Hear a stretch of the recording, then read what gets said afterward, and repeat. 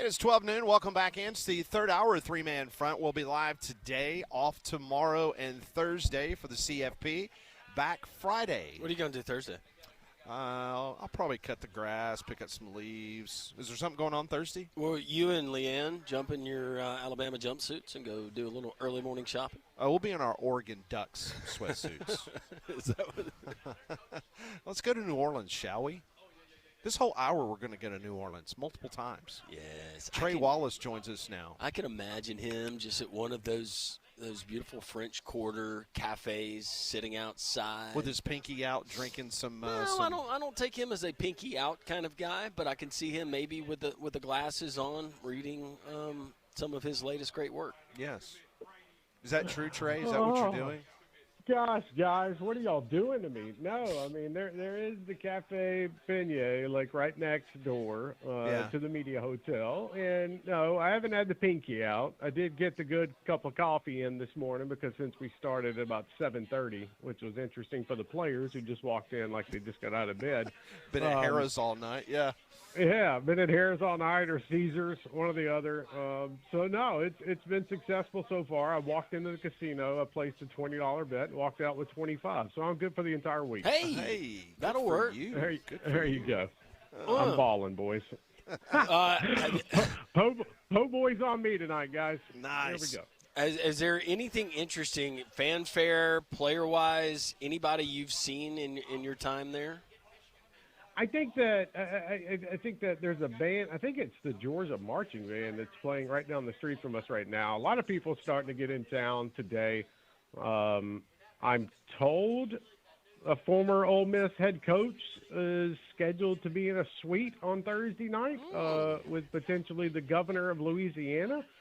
So that will be fascinating. How's Matt Luke doing? Yeah, Matt Luke is doing good, man. He's good. You know, No, I thought it was Ed Orgeron. What are you talking about? Right? It's definitely not Hugh. Houston Nutt. It's not Hugh Freeze. No, but it's been. I mean, it's been one of those things, man. Like both these teams, like you could tell.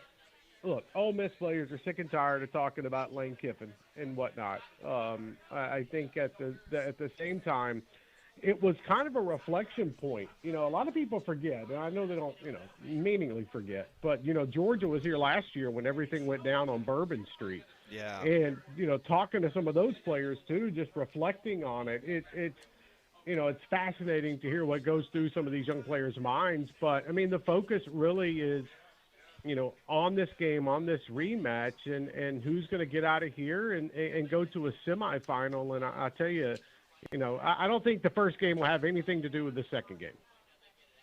All right. Were you the one that asked the question this morning to Trinidad Chambliss if he had any contact with Lane Kiffin? Because that would be a violation, would it not? Yeah, no, that'd be a violation. It wasn't me that asked the question. I pretty much already knew the answer to that one, even though I just decided to tweet it. Just because, even though I decided just to tweet it, and then people want to come at me in my DMs acting, why did you ask such a dumb question? I'm just not going to respond to all these people.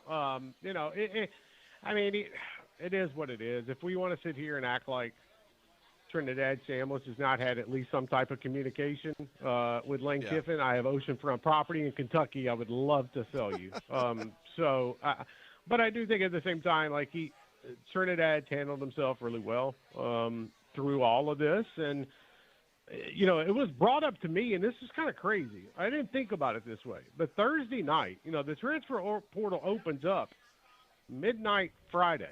Mm-hmm. So technically, when this game ends on Thursday night, as players are leaving the field, which this thing is not going to end till like 11:30 local time, the portal will already be open for 30 minutes. So, I'm curious to see, is Charlie Weiss Jr. going to start talking to Trinidad as they're coming off the field about potentially going to LSU next year? There are a lot of different storylines heading into this one. There's no doubt about it. So let's talk about the game itself. This is a rematch that happened previously. For 3 quarters, it looked like Ole Miss had Georgia up against the ropes. But just like Georgia did after every game after the Alabama loss during the season between the hedges, they got better. And they were tough to knock down, and they were able to take care of business in that fourth quarter. How do you see this one playing out? Can Ole Miss, overall, I think they're, 2-12, 2-14 all-time against Georgia. just a team that they've just never historically been able to beat. Can they get that monkey off their back? I think so. There's two things that stand out to me in this game. When Georgia lost to Alabama, from that moment on, Georgia, in my opinion, turned into a national championship contender. Week by week, how they have played. I think with Ole Miss and what you've seen is offensively, I think they've been pretty stellar. And I think at the same time, though, Georgia can catch Ole Miss defensively. And that's where I know what the last game, what Georgia did and the run that they went on. But it just also feels like this is it's an Ole Miss offense that it has the ability to slow down if they need to, but it doesn't feel like they're going to get into a desperation mode. And so what I mean by that is I think this could turn out to be, kind of the same type of game we saw the first time, score-wise. And I also think that when you look at the distractions that have been around for Ole Miss over the last 3.5, 4 weeks, it just doesn't feel like they're worried about it. Trinidad Chambliss mentioned that, after the first couple of days, once we got done with some meetings and figured out where we were going and meaning, who was going to be where, the temperature changed. And I think Pete Golding has done such a good job in changing how things have gone over the last month that's why this game just feels different than the first one. I understand what Kirby and them have, and I respect it. But at the same time, it's like Ole Miss is playing their backs up against the wall. So I just – there's something about this Ole Miss. Trey,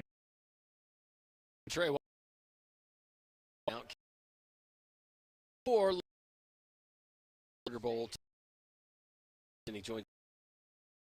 Ask you to visit the Michigan head coach. You hear a lot of good stuff in your circles. What can you tell us about what transpired and maybe how that all played out and how they got to Kyle Whittingham? Yeah, so, Michigan was not so set on Kyle Whittingham. They didn't open their search up, and obviously it came out of technically nowhere per se.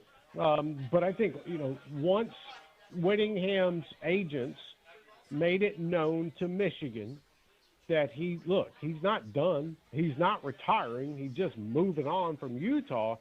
That opened things up for the Wolverines and Ward Manuel to go out and make a hire. And I think so where we were at was the Kalen DeBoer stuff true? Absolutely Michigan wanted Kalen DeBoer. But they couldn't sit around and wait. And they weren't going to sit around and wait for him just to say, no, I'm good. I'm going to stay at Bama. And I'm going to take my extension, and everything's fine for the moment. But at the same time, I understand the nervousness from folks, Alabama fans, now maybe some Alabama fans, heading into that game against Oklahoma. So when Kyle Whittingham is sitting there, and he's such a good coach, and he brings stability to a program. And while I don't think this is some, it's not a 10-year hire. I do think that he brings something to Michigan for a football program and an athletic department, guys, that they have put themselves through the ringer over the last 5 years. And so, can this work? I don't know. We're going to find out. But I will say I think they probably got maybe the best head coach on the market all around. And I'm sure that argument can go a lot of places. But if we're just talking about a leader of an organization, I think Kyle Whittingham would do it. And it's gonna be awkward seeing him at Michigan. I'm not going to lie. But at the same time, I do think that Michigan kind of saved itself after having some bad PR for about 2 to 3 weeks.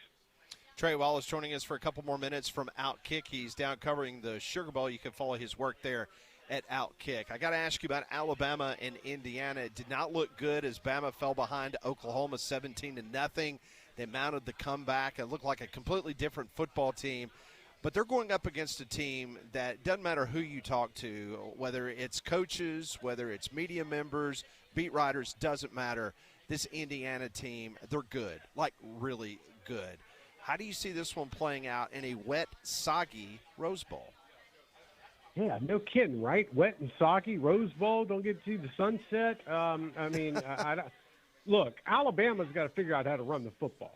That's my thing. If they don't rush for 100 yards against Indiana, I don't see how they get out of Pasadena with a win, and I mean that respectfully. I think that what Indiana can do on offense, Indiana can go very up-tempo, very quick with Fernando Mendoza at quarterback, and they can get you down the field. I think if Alabama, in my opinion, can figure out a way to stabilize the offensive line, get Tyson some time in the pocket, and at the same time find space, across the middle of the field, 15, 20 yards, take advantage of Indiana and their back four, back five, there is a chance of success here. Like, I'm not, I know people are out there thinking, oh, this is like the reverse David versus Goliath, in this situation. Indiana kind of feels like Goliath just based off the last 2 years and where they're ranked, and Alabama's trying to still figure out their way. I think Alabama, coming off that Oklahoma game, it was a tough win, especially the way they came back. I think that helps them. And I think they bring a lot of momentum out there. It's just, can they do it offensively? This team has been, bipolar is probably the best way to put it when it comes to offensive stats. And so I think Bama can win the football game. I think Indiana, though, is really good on offense. And if this gets into some type of shootout, or Indiana, is scoring 21, 24 points, I'm curious to see if Bama can do the same against Indiana's front seven. But I'll say it here with you guys. I think Alabama wins. I think they win by probably 10 points, and I think they're moving on to the semifinals to play Texas Tech or Oregon. We talked to you prior to the start of the college football playoff. One team that you were high on, and you said, guys, just keep your eye on them, Miami. Now, the result wasn't flashy, but it was a win. They're playing again. They take on Ohio State. Seems like the public opinion kind of going on the side of the Hurricanes now. How do you see that particular matchup? I can't figure out if it's folks just don't like Ohio State and don't like that, they didn't have to score 55 points a game with all that talent at wide receiver and quarterback. But at the same time, I look at Miami, that front seven is so dangerous. They're going to give them this game honestly reminds me of the opening game of the year between Texas and Ohio State, just because of the two defenses. And so what Carson Beck are we going to get? That's the biggest question. And if we get the productive Carson Beck, who's throwing for 250, and can somehow manage to get around this Ohio State defense that's so nasty, then this is going to be a game. And I understand folks are, looking at Miami and thinking, okay, well, maybe if they put it all together, this could happen. I don't think that's wrong. I think also at the same time against Texas A&M had more problems than a lot of folks wanted to discuss. But this game's going to be fascinating. It's going to be fun. I think Miami can come out and play really well, but there are certain things they're going to have to do. If you go back and watch the Indiana-Ohio State game in the Big Ten Championship, I think there are a few things that the Hoosiers did that Miami can kind of replicate. And if that's the case, we got ourselves a game. If not, and if you got Jeremiah Smith and Carnell Tate just going wild on the outside, I don't know how Miami keeps up. So this one's going to be interesting. I do think Ohio State wins, but I think Miami, I really think that they keep this thing close, and it comes down to late in the fourth quarter. All right, so you mentioned Oregon and Texas Tech in regards to that one, because obviously the winner of Alabama-Indiana would get the winner of that game. You got to lean one way or another. Did you just say Texas Tech a minute ago? Is that who you like in that one? It's hard to go against Dan Lanning and the Ducks. It is, right. And especially the defense, and especially Dante Moore. But I think, look, I know Oregon's out to prove something, but I think Texas Tech is out to prove something as well, in the sense of, hey, we're not just a dollar figure by our roster. We can actually go out and do this. It's not just beating BYU a couple times during the season. I think, to me, it's going to be fascinating if they go back and forth offensively. And at the same time, which defense is the one that steps up and who benefits? Is it Texas Tech benefiting from not having played in a month? Or is it Oregon for getting on the field for a practice game against James Madison, 10 days ago? So, I'm going with Tech in this one. There is something about what they've been able to do on offense that I think can get Dan Lanning and their defensive side once or twice late in the fourth quarter that puts this thing away in a sense. But again, guys, I say all that to say this, Oregon's one of those teams where you can never count them out. I don't care where they're ranked or who they played. Dan Lanning will have them ready to go, and I think that's what makes this playoff, these quarterfinals, so much fun. Is we really have 4 good games that we're all just kind of guesstimating on what's going to happen. Trey, before we let you go, because you hear all of this stuff, and it's great, and I know our listeners love it because they let us know.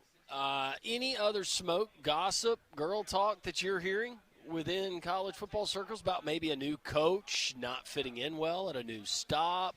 This team is prepared to spend $100 million in the transfer portal. What are you hearing? Are y'all talking about Auburn? Because that, goodness gracious. No. That checks all the boxes, though, right? I mean, goodness gracious. No, I'm just kind of messing. I think Auburn fans are losing their collective minds over nothing right now, to be honest with you. Let that play out. Yeah, whatever. Look, the transfer portal to me on Friday is going to be fascinating because I think you're going to see some names in there. And I'm talking about some star players that maybe you did not expect to happen. Pete Golding mentioned it a little bit ago. He said to us, the main job for them is retention, not replacement. Mm-hmm. That's a statement right there. And so I think that what you're going to see is a lot of numbers that are floated out there. And I'm just warning folks, don't believe all the numbers that you see. Agents have a prerogative and all of this. Just go look at that, NBA player the other day who maybe is deciding to come back to college. I'm just saying, some stories get a little out of control. I would just say keep an eye out on USC and what they do with their class in the transfer portal. I think at the same time in the SEC, there are a few schools that are about to start swinging big here in the portal, and we're going to really find out how much money they have to spend. And so this is going to be fascinating, guys. Remember, it's only, technically it's 11 days, I guess, per se. So you're going to see a lot of movement. And don't forget, just because you enter the portal doesn't mean you have to sign with that school immediately.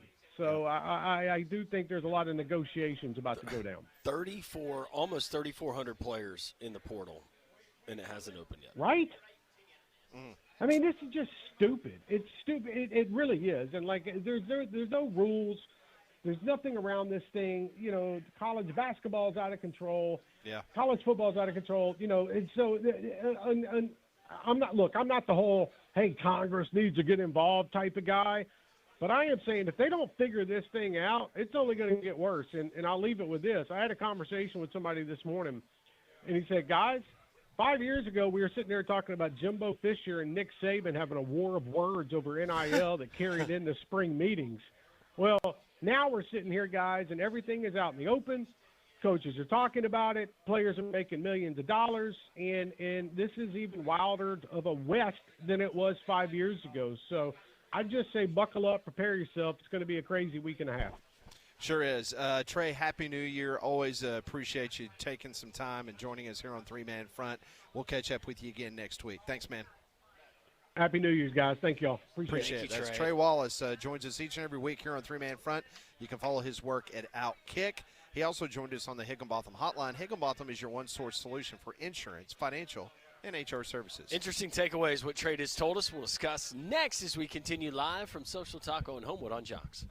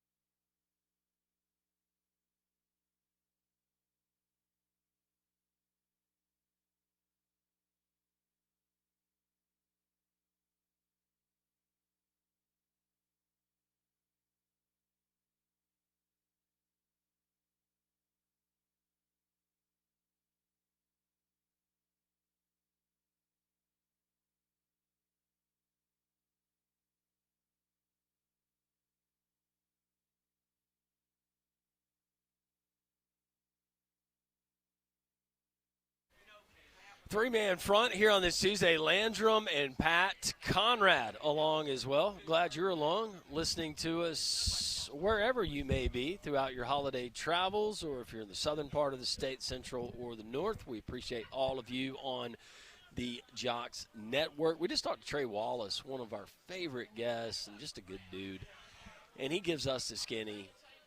Gave us his thoughts on the game, but also said that keep your eyes open for USC when the transfer portal opens later on this week. That USC, that could be something very interesting, and for folks to get ready, because Cam Coleman might not be the last elite college football player that upsets his fan base. Well, it's interesting because at the Cheez-It Bowl, at their press conference this morning, you had Steve Sarkisian meeting with the media, and obviously the transfer portal, all that conversation has come up. And this is exactly what Steve Sarkisian said about agents. He said the following: I'm probably going to be on the phone with an agent today that's going to throw a number at me, and I'm going to be like, good luck. I hope you get it if you don't call us back. Yeah. Well, and Trey alluded to it, but it's a conversation. I've told this story a few times. It was a conversation that I was privy to. I was not included in the conversation, but it happened at the Final Four. And I saw Mark Few of Gonzaga where I was, and he was having a conversation. They just walked out of some coach's symposium with another name dropper. With another basketball I was coach. Just hanging out with Mark Few. No, I wasn't hanging out with him. To be perfectly honest, it was in the restroom. Where I was finishing washing my hands, and he's like having a conversation with someone Kirby else. Smart at SEC Media Days. Not at all. I was not a part of the conversation, once again. But what he was telling this guy is the problem that we have is you have outlets reporting things. They're getting numbers from agents saying so-and-so just offered us 2.3. He said we're not even verifying it as institutions or coaches or collectives. We're just going with it as the gospel truth. And we're going sometimes $100,000, sometimes $500,000 higher to land the kid. That's kind of an idea of the transfer portal market right now. And a lot of these programs, you have a limited time. It's speed dating. Sometimes, how desperate are you to land that guy? Yeah. Talking to Nathan King, what he had to say about Hugh was, willing to do those. Here's an extra $200,000 or $150,000 with some of those players to make sure that they were on the roster. It sounds like Alex Golish is going at it a different way, but we're still in the early cycle of life, I guess, for the transfer portal, and it's getting even crazier, and it's going to be even crazier this year. So it'll be fascinating to see how many of these guys actually don't end up where they departed or entered the transfer portal. Yeah, and that's the thing, and Trey brought this up, and it's a great point. As long as you're in the transfer portal, like once the transfer portal closes, doesn't mean you have to come out of the transfer portal when the date closes. You just have to have all your paperwork submitted. Right. And then you can sit there and you can hold out. You can do whatever you want to do as long as you have that official paperwork in. And basically what happens, I've had a lot of people ask me, so what is the process or the logistics involved when someone decides that they're going to declare themselves a member of the transfer portal? You have to go through compliance, and there's paperwork that the school has to do. I know of situations of a couple of SEC schools that when some players had come in and said that they were ultimately going to go in the transfer portal, let's just say that compliance – well, I'm sorry, our computer's down. Yeah, I mean, compliance was they ultimately knew what was going to happen, but let's just say IT had their scheduled maintenance today. Yeah, I mean, bud. They just weren't as, we're going to get right on it. You know what I'm saying? I mean, if you come in and you file on a Friday, that paperwork might not be get done until Monday or Tuesday. Right. I mean, again, that's just the way it sometimes works if you're a certain school or two. And I know for a fact that it's happened in the SEC. And, again, not that they were trying to hold that player hostage, but it was just a fact of, hey, listen, we'll get to it when we get to it. Like, why does that need to be the most important thing that I do if you're now leaving? And what's your ultimate end game for some of these players? Is it money? Is it playing time? Probably a combination of a lot of different factors for some guys. But I think in some cases, I'm making great money where I am.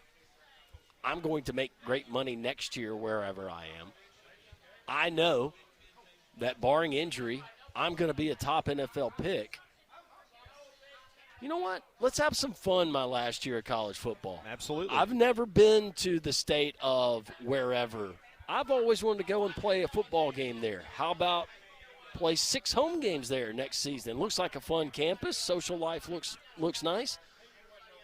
A lot of different factors. I can't blame these kids. I try to put myself, and you do too, into 18, 24-year-old Pat or Landrum, and I can't tell you that I would not be doing the exact same thing that a majority of these guys are doing. There's no question.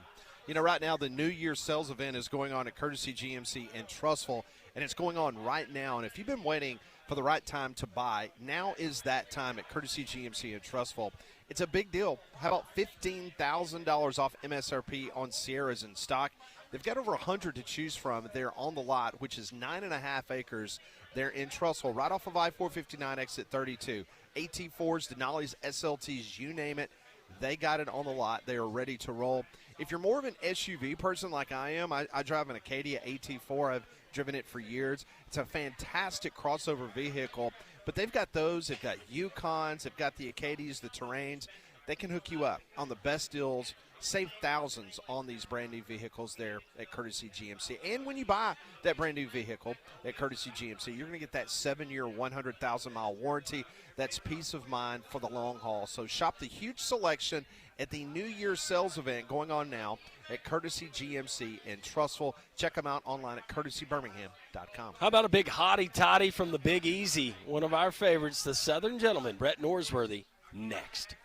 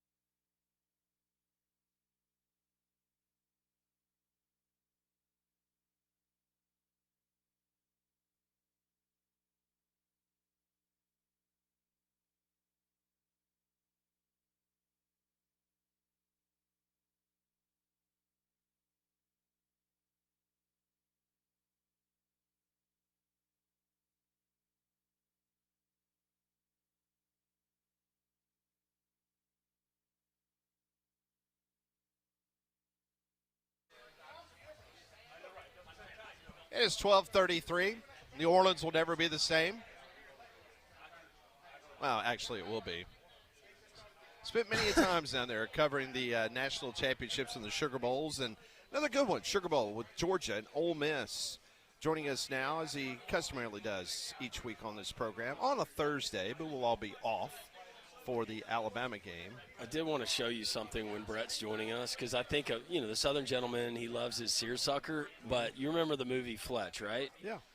Remember when he's doing this? Is this Fletch Lives or the first one? This is the one where he goes to Louisiana for the whoever died that left him the place. But that's how I imagine Brett Norsworthy right there. Just a Southern gentleman sitting on the hat, kind of, on the porch. Yes. I don't know what kind of tie that is. It's kind of a Colonel Sanders. It's a Colonel Sanders type tie. Yeah. What kind of tie is that, Brett? You know what I'm talking about? It's not a bolo tie. It's a bow tie? No, it's not a bow tie. Well, is it a bow tie? I guess it might be an different old school style? bow tie. Yeah, it's got. I always said never trust a man in a bow tie, though. That's true. That's a really good philosophy to have. Gordon Gee used to wear a bow tie, didn't he? Oh, let's not go there. Yeah. Yeah, that's a good point. How's NOLA treating you? Everything good? It is treating me well, and I do love it. Talking about fashion, in the 20s, late teens, early 20s, I had a pair of Patch Madras trousers. That when I had those on in white bucks, median blood alcohol ran into high teens. Oh my goodness! All right, so before we talk about the game that you're covering, I do want to get your thoughts on Alabama and Indiana. And there's so many people nationally that they're trying their best to like flip the script here and say that Indiana is this and Alabama is not this, and it's two ships passing in the night. Just your thoughts on this game at the Rose Bowl. Yeah, I love this matchup for Alabama, and I'm going to get to it. It's going to be one of my two. I ain't scared picks. I think Alabama wins straight up by double digits, 27-17 over Indiana. Dang. And it's driving me absolutely crazy hearing younger Alabama media doing their very best to make this Miami, Alabama 1992 Sugar Bowl. Pat, as you well know, it's not even close. Nope. I wish those people would stop with the comparison. First of all, you just can't believe the bully that Miami was. Indiana is not that. And Alabama and Miami had played the year before in a very close Sugar Bowl, or a couple years before, and 2 or 3 years before. Prince Wimberley and good team for Alabama that barely lost to Miami. And Alabama was a big underdog, but that Alabama defense, is no comparison between those teams. I wish people trying to make this comparison would just admit I played T-ball in Mountain Brook about 2000, and I'm trying to be relevant on history. Oh, my goodness. Brett Norsworthy. That kind of resonates in this neck of the woods. Yes, it does. Oh, my goodness. That is Memphis. That's big time right there. Also part of the Ole Miss radio broadcast network. Wow. Okay. Well, with that being said, the game that you're going to be a part of and working and covering, Ole Miss and Georgia, we saw this matchup once during the regular season, but seems like a different vibe this time around. What can you tell us from the Rebel perspective? I think the vibe is different because of the head coach, because of Coach Pete Golding, and I think there will be a little more defensive principles put into the game plan, not overhauling. We're not going to slow down and play slow. We're not going to get in a huddle, but I think Pete Golding probably has a better appreciation for maybe slowing it down a tick or two so your big guys on defense aren't dead with 4 minutes to play in the third quarter like we were in Athens. It was too much of a track meet. Now it's got to start with some ground game for Ole Miss and work on the clock a little bit, but also on defense for Ole Miss. And I'm talking about good, clean, tough football. Nothing at all dirty, just good, tough, through the echo of the whistle football. Ole Miss has got to hit Gunner Stockton because that day, both quarterbacks in Athens in October played like they had protective jerseys on, like they couldn't be hit. And I'm sure Georgia's saying the same thing about Trinidad Chambliss that Ole Miss is thinking about Gunner Stockton. We got to hit him hard So he doesn't want to tuck it and run it as much as he did that day. And the Red Sea would just open every time he would get clear of the kind of the first two guys. And then he was really good in the pass game, too. I think Trinidad Chambliss and Gunnar Stockton are the two most underappreciated quarterbacks in college football, and they finished 7th and 8th, respectively, for the Heisman Trophy. Neither one of them won the Heisman Trophy or should have won the Heisman Trophy, but I think Trinidad Chambliss is the best story in college football, and I think Gunnar Stockton ended up being the best quarterback in the SEC. Brett Norsworthy from WHBQ Radio in Memphis. He is in New Orleans getting ready to cover the Ole Miss Georgia Sugar Bowl game in the CFP. He's part of the Ole Miss Radio Network. So let me ask you, do you buy in or do you subscribe to the fact that Alabama and Ole Miss both getting their feet wet in the CFP? Could that play dividends for both of these teams? Because last year it didn't work out too well for Georgia as they were sitting there waiting in the same venue, same town, and Notre Dame took it to Georgia. Do you think that's going to benefit both Alabama and Ole Miss because they've already played? I don't know if I'll buy it, but I sure as heck will rent it if you'll let me. I will rent that, because I do think it matters. Baseball is the routine sport. You play so much, and you play every day, and 3 out of 10 is pretty good. And there are a lot of basketball games, but football, I just don't know if almost a month off is really that good for you, especially against a quick starting team like Ole Miss can be. And my second I ain't scared pick, it's Ole Miss straight up, 31-27 over Georgia. And my ultimate college football final, it is Alabama and Ole Miss meeting in Miami. There it is. Wow. Yeah. Alabama and Ole Miss. I was hoping we would get it for an SEC championship game, but wow. College football playoff final? Wouldn't that be something? Yes. Brett Norsworthy. Never disappointing. I do want to ask you about the other games that we have on the slate. How much does Miami and Ohio State intrigue you? It intrigues me. I'm looking forward to it, but I think Ohio State will control the game. I think the real Carson Beck was the Carson Beck that in 2 losses this year had 6 interceptions, 4 in one game and 2 in the other.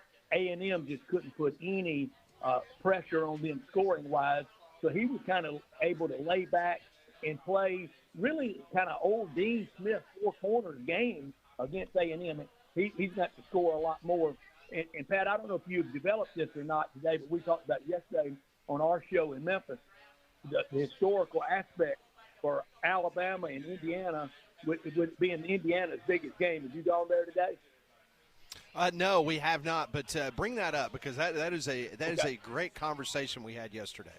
All right, unequivocally, it is the biggest football game in Indiana history. Their winningest coach all time is Bill Mallory, who has a losing record. We know Indiana has not been in football school. It's the biggest game ever. Is it in the top 100 for Alabama? By the same token, the Ole Miss, it is the biggest game ever for Ole Miss. This probably isn't in the top 10 in the Kirby years for Georgia to play. Miami and Ohio State, both of them have played in big games. It is not the biggest game. I do think it's the biggest game ever for Texas Tech, but I don't think it's the biggest game ever for Oregon. So we'll just see how those biggest game ever teams, how motivated they are, and if they can sustain that the whole game. We know the fight song and the pregame speech, it usually doesn't last long. Can they sustain that the whole game? That is Brett Norsworthy, WHBQ Radio. You're absolutely right. And I was thinking back. I mean, this might be the biggest game in the state of Indiana. Well, forget about Notre Dame. I'm talking about like Indianapolis and Bloomington area. This is probably the biggest game since 2007 when the Colts beat the Bears in the Super Bowl. So it is, and Peyton Manning made one of the biggest basketball areas ever. He made it football country with what he did with the Colts, and for Indiana, just think about if Alabama and at the end of the year they were playing in the national championship game against Indiana, we would be generalizing Alabama basketball in relation to Indiana football, just like people are doing vice versa in this game. That is Brett Norsworthy, the best in the business when it comes to talking college football. Zippity-doo-dah. All right, so the rest of the CFP, how do you have your bracket working out? Oh, I have Alabama and Ole Miss in the finals, and I did miss on A&M, but I got everything else right. Most everybody did. But I have Oregon beating Texas Tech to play Alabama in the Peach Bowl, and then that will be home game for all those maybe fatigued Alabama fans that will reignite them. And then I've got Ole Miss playing Ohio State next week in the Fiesta Bowl. And our travel coordinator told us that they've already done the pre-travel and everything for next week.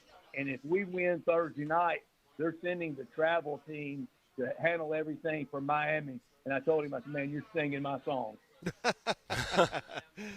Listen, it would be unbelievable. How do you think the split's going to be in the Sugar Bowl, fan-wise, between Georgia and Ole Miss on Thursday? Very interesting question, Pat. From independent of each other, I had a Georgia administrator and a Sugar Bowl official, independent of one another, tell me they think the House is going to end up about 55-45 Ole Miss because a lot of Georgia fans, like Bama fans, travel fatigue, big game fatigue. They're saving up to go to Fiesta and potentially on to Miami. And I told both of them, I said, we ain't saving up anything. We're enjoying the Sugar Bowl, and we'll pay for everything else when we get here. There's no question about it. What's the uniform combination? Have they already announced that? They go Navy Blues? What are they doing? No announcements yet. I'd pay good money to come out in powder blue helmets, navy blue tops, and gray trousers. But I'm gonna let the coaches and players do that. It's a player thing, and whatever they have on, I'll be for it. There's no doubt about that. Before we let you go, the transfer portal is going to be just an incredible topic starting on Friday. Cam Coleman, the incredible wide receiver for Auburn, he is heading into the transfer portal. And news is breaking right now that Deuce Knight, the five-star quarterback at Auburn, is going to enter the transfer portal. And the reason I bring this up to you is this is a Mississippi kid. And based on whether Chambliss can come back now is Austin Simmons, does he have another year remaining of his eligibility? Yes, 2 years remaining. Yeah. Okay, he has another year, and I know he's a baseball player too, so not really sure if he wants to go the route of baseball. He's going to come out and do football, but that would be interesting because I would think that if I guess Chambliss is going to attempt. I know he's already attempted once to get another year of eligibility, but do you think that's dead with him in regards to trying to get another year? I'm just asking because obviously Deuce Knight would seem like someone that would fit into the Ole Miss system pretty well going back to the state of Mississippi. No, Trinidad is very much alive for another year, and we expect him to get it. But, with Deuce Knight, we were right there in the recruiting, and we all know now in recruiting, like Quan Lacey, Ole Miss was the heartbreaker runner-up, the silver medalist for Quan Lacey out of high school in the Dallas area. Mizzou got him, but you want to keep those relationships alive and well, and I think people have, and Deuce Knight's going to make somebody a really good player. But we're going to have the most tumultuous offseason in college football ever. And for all of us and all your listeners and everybody in our area of the world that love college football so much, don't let it get you down.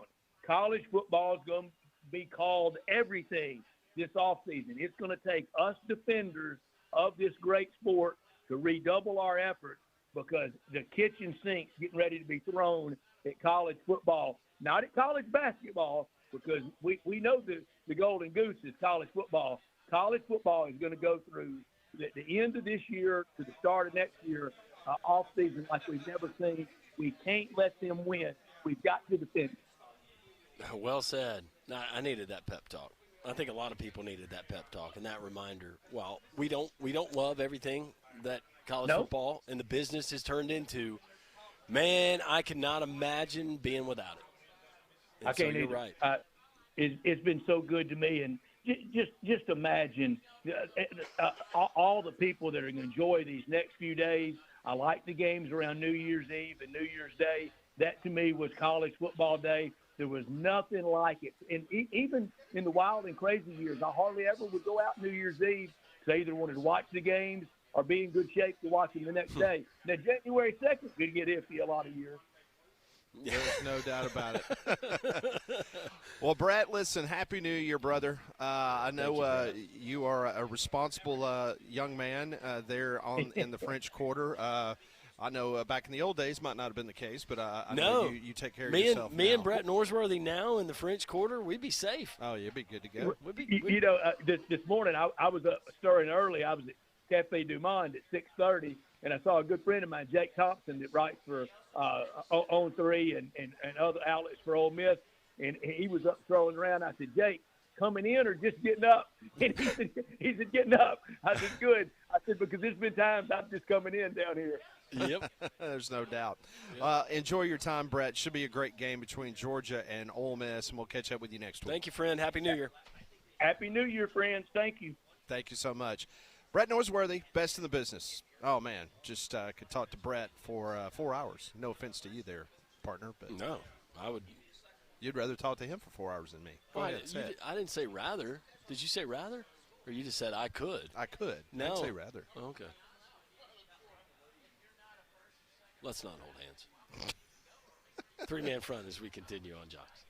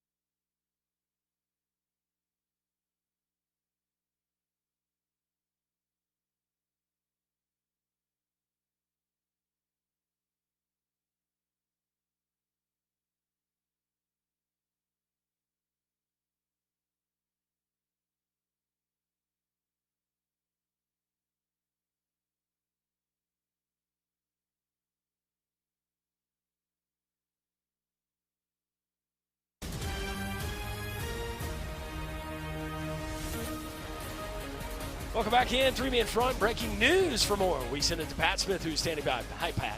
Hello, Landrum. Thank you so much. Love the mustache. Auburn true freshman quarterback Deuce Knight He is entering the transfer portal. That is being reported now by multiple national media outlets. In his starting debut against Mercer, Knight totaled over 600 yards and 6 touchdowns. It's interesting. So yesterday, prior to Cam Coleman going into the transfer portal, there was a bunch of media from Texas that covers the Texas Longhorns. They were the ones out in front of the story saying that Cam Coleman was going in the portal. Well, moments ago, before it became official, LSU people were tweeting it out. So you wonder if Lane Kiffin is going to go after his quarterback, that being a Deuce Knight. And does he potentially land a Cam Coleman? Yeah. In addition. So Deuce Knight and Cam Coleman could have both been teammates there at Auburn for another season. Instead, they might end up in the Bayou as Deuce Knight. And let me tell you, if you listen to our interview with Nathan King in the first hour of the show, Nathan told us that Deuce Knight was gone. He told us that. So he said he's got the option. He said he can be the highest backup quarterback in college football. He would be given a chance to win the job, obviously, but he could be the highest paid backup in college football, or he could choose to go somewhere else. And right now, appears he's keeping his options open, but it does lean towards Alex Golesh knows he's got to get this offense on track. He's got to score points. He's got to win games ultimately. I'm sure he has a lot of trust in Byron Brown, his quarterback from South Florida. I was about to say, it's him now, right? It's got to be him. Yeah, man. Now, if you strike out on Byron Brown, then there's more to the story. But they're not going to. No, it's going to be Byron Brown. Yeah. And he'll get a chance to lead that offense. What are the surrounding pieces? What about a guy like Eric Singleton? Where does he fall in the mix? Is he exploring the NFL? Does he jump in the portal with everybody else? Or if you're a guy like Singleton, you're looking at, all right, Cam Coleman gone, Perry Thompson gone, Malcolm Simmons gone. Yeah. Maybe this is ideal for me. Very much so. Dimitri Ravanos, he will join the program next. Coming up at 1:30, we'll go out to Pasadena, talk to the voice of the Alabama Crimson Tide, Chris Stewart, on a jam-packed, our last show of 2025, going out with a bang. Keep it tuned right here to Jocks.